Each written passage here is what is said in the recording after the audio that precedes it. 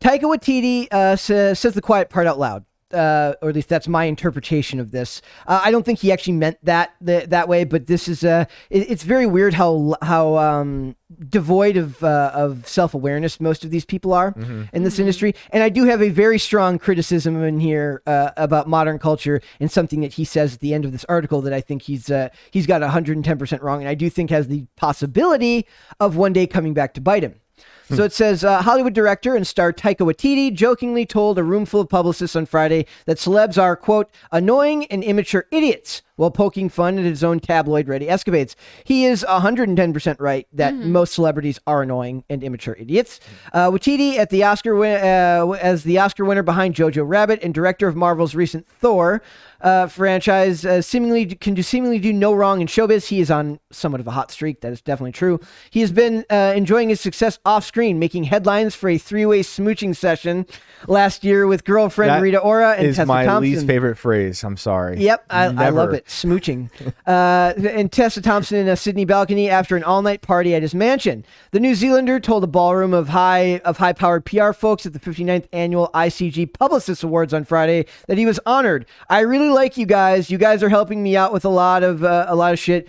Big thank you, big thank you. He joked from the stage of his Spin Doctors. Remember that time I was... I don't want to have to talk about that. We don't have to talk about that. The fact that I'm not allowed back in that hotel. So the funny thing is that we just mentioned publicists in the segment before here. This is like, somebody needs to make a shirt for them that says, where the hell are all the publicists?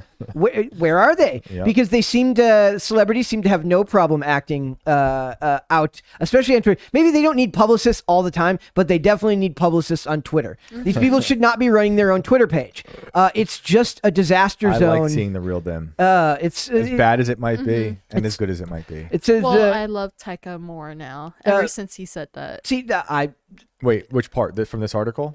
Okay. So it says, carrying on with the kidding, we think, he added, how did you find me in that hotel? I've always wondered that. I've never told anyone I was going there, but you found me at 10 in the morning. Incredible. I love you guys. I didn't want to leave. I'm a little bit angry.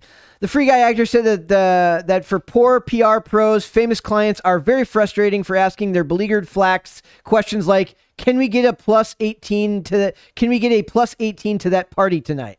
I get it. We're annoying, he said. Hollywood is already a city full of immature idiots, and you are all a bunch of hardworking, patient parents.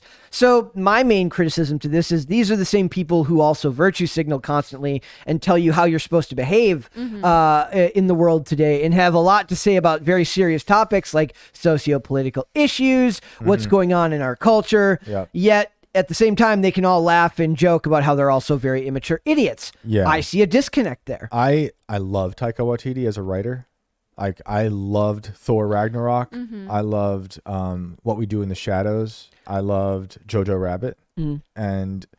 But when I hear this type of monologue, all I hear is someone like cosplaying as if he's mocking the industry from within. It's like we were talking about at the BAFTAs, when you're allowed to make fun of people, but only certain people. Right. Not like Ricky. They're trying to do Ricky Gervais without being Ricky Gervais. Exactly what I was just going to say. It's kind of like we're seeing with Bill Maher. I feel a pendulum swinging back the other way. Yeah. Like they're realizing that people don't like them. They want the everyman. They don't want they want people that can one of the greatest things that Hollywood ever did for themselves, and they ended up ruining it, was on one of the late night shows, I don't remember which one, that did mean tweets.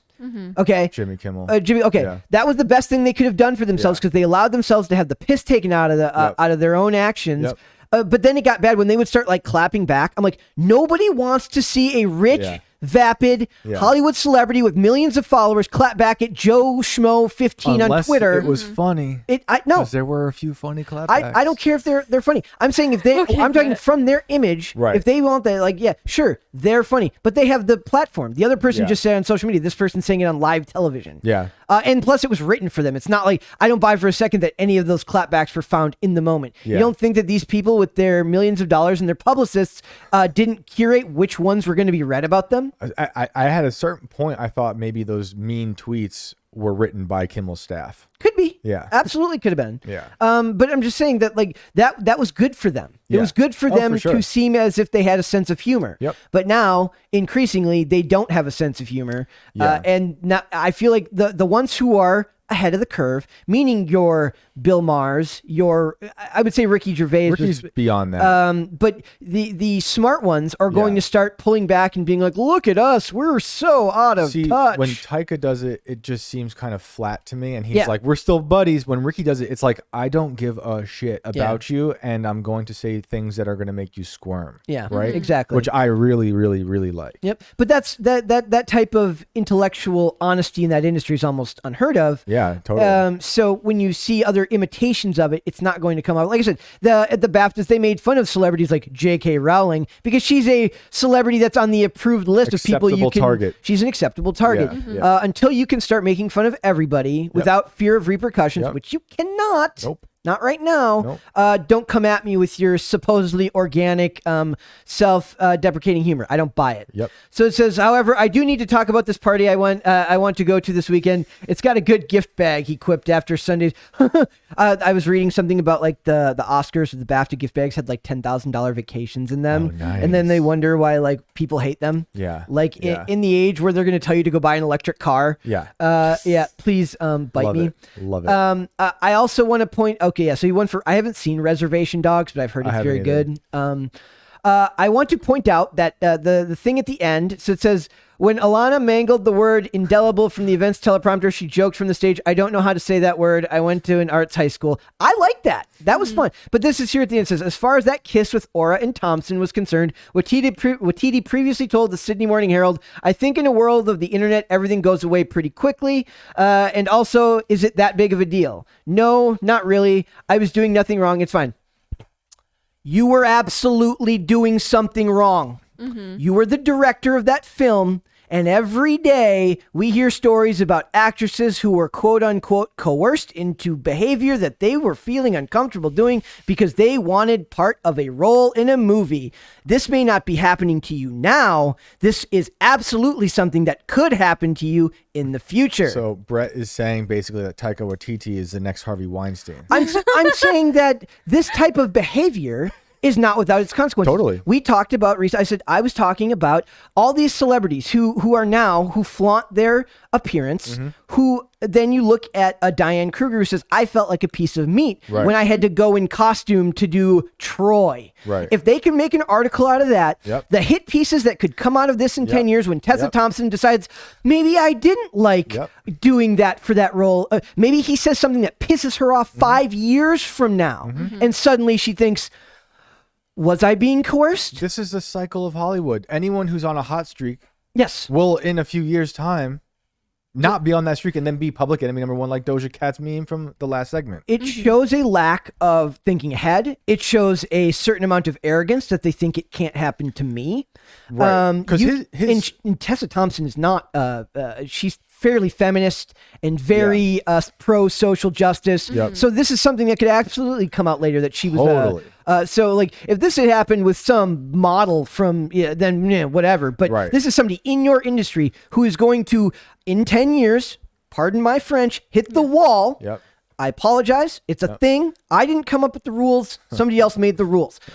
She won't get the roles she wants anymore. She's going to complain about having to play mom. That's always the one. It's like I only get to play moms, hot people when I'm young, and then moms when I'm older. As if there's some weird middle ground where you get to play what? Vapid wine aunt that's younger than the mom? I don't know. But the point is that they're going to get upset with the way things are going for them. And then the attention attention crack will start going off and they will start thinking, and I'm not saying that this is what will happen with her. I'm saying that this is a familiar cycle that we will see over and over again. Hopefully this cycle is breaking because the industry is in decay. And maybe, I'm going to try to be optimistic because this is rare. Okay. Maybe that cycle will break and we will not turn to this this currency of victimhood anymore. He should consider himself so lucky if that's what happens in this case. I just see this as like, when you think of when they talk about Weinstein, when they talk about these directors who quote unquote took advantage of this, a lot of them did. They did horrible shit to these women. But a lot of it was, you made the choice to sacrifice your Soul. your soul for a role in a movie, which is Yeah. awful, abhorrent. It's a choice that you should never have been put in a place to do. But in the world where free will does exist, Yep. and you could walk away, we're not talking about crimes. We're just talking about generally scummy behavior from the men.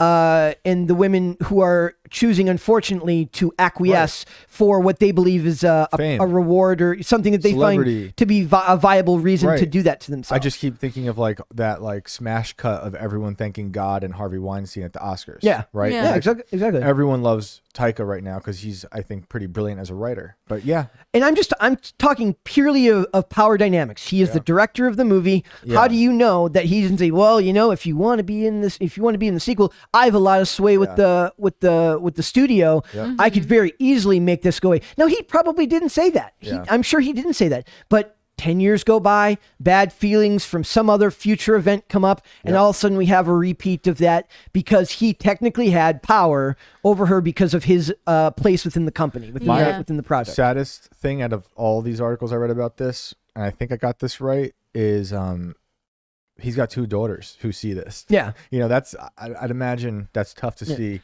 your dad rolling around with 2 actresses. You know, your mom's, who knows what she's up to now, and I don't know. They're divorced. That's a bummer. Yeah, I know that, but still, it's a bummer. Yeah. There's also I did the tweet about did you see the tweet about the tornado from like 20 I have that article up there as well. It's a photo from the Kentucky tornadoes, Yeah. right? And you see the picture from the thing. It says breaking the fourth wall about a real event that happened, and people were like, dude, really? It's like this is the type of thing. This goes away. In a month, nobody remembered this. I remembered this. I was like, I remember him saying that and being like, oh, that was awful. Yeah. Like it's different when Joe Schmo makes that joke. When some dude who doesn't have fame, power, and status makes a joke about something kind of macabre. That doesn't bother me. When a celebrity, no, that's what I'm saying. But what I see is that people will have backlash for this, especially people who live in Kentucky would be like, Right. dude, what the time and place, right? But this is the type of thing that publicists make go away, Right. because of the power of the news cycle. The other thing is something that a publicist can maybe make go away temporarily, but will eventually come back. My favorite is always it's when they say tweets resurfaced. Nothing resurfaces. They exhumed the tweet. Somebody has to just make the effort to go and find the tweet and draw your attention to it again. It's not like it's a magical machine where the tweet suddenly comes back out of the ground. Right. That's not a real thing. It just boggles my mind. Like it's like he should be thinking farther ahead than this. But I'm sure he's having the time of his life, and he's falling into the same cycle that everyone before him in Hollywood fell into. You don't really understand how hard it is to think ahead when you're in the middle of a smooch fest. I've heard so much. When you're smooching Rita Ora and Tessa Thompson, it's very hard to think It's more like the than Men in Black thing. Yes. They stick it in front of your. Yes. You're done. You You're don't remember done. anything. You're done. Yeah, that's science. Miracle thoughts? Honestly, right now, how they got their jobs, that's how they got it. I don't know. It sounds like I'm just gonna tell these women and men, like, shut up. You picked this profession. Thank you. You chose it. You knew what you're getting into. But why are you complaining now? Because, like, is it because you're getting older, nobody wants to pay attention to you? It's just like you're just complaining because nobody wants to cast you because you're getting older. Yep. So, like, just shut up now. Live your life now that you're young and you're getting those roles as the hot woman or a hot guy on the beach. Miracle says it with more bluntness. Shut than up me. now. Yes. Just shut up and take it. now and smooch. I'm sure that's what he said. Yeah, shut up and smooch. Yeah. Oh, that's not creepy at all. Oh my god, can we have like a little sound bit and like a screen cap of you doing that, Shane? That was beautiful. It was kind of like Nicolas Cage, like that one scene where like his eyes bulge out. Wicker Man. Oh yeah, I Yeah. still haven't seen that. Oh my god, Crazy, right? that I know, movie I is wanna so see that. dumb. I want to see it though. I like the title so much. It's like the title's good, but the Yeah. movie disappoints you. Yeah. I was like watching the whole thing when I was like 10, and I was like, I don't. Watch Wicker Park instead. Yeah. Okay. Yeah. All right. I like wicker chairs. Yes. We should get wicker chairs in here. Yes. Do they make wicker rocking chairs? I was so Cracker chill. Barrel. We'll go to Cracker Barrel. Oh my god, can we go? We'll get 2 eggs and grits and a wicker chair. Damn it, I'm so down. Do you want to I love go? Cracker Barrel. I'm so down for a Cracker Barrel run. All I right. want to go. This episode is brought to you by. This episode is brought to you by the Cracker. I don't know. I don't even know their slogan. There was a Cracker Barrel in my town where I'm from. So I don't. Do you guys still want wicker chairs? They're on sale right now. I want wicker Oh, chairs. really? Yeah, This is they're what on sale. Miracle's paid to do. Wicker, She's paid- not affected by inflation. not apparently the still on sale. Inflation free. Well, we can go to Home Depot and then make a pit stop to Cracker Barrel. That sounds so awesome. What Let's a do this. perfect Sunday. Thanks for watching this clip, guys. If you want to see full episodes or follow us on social media, links are in the description below. Bye. Bye.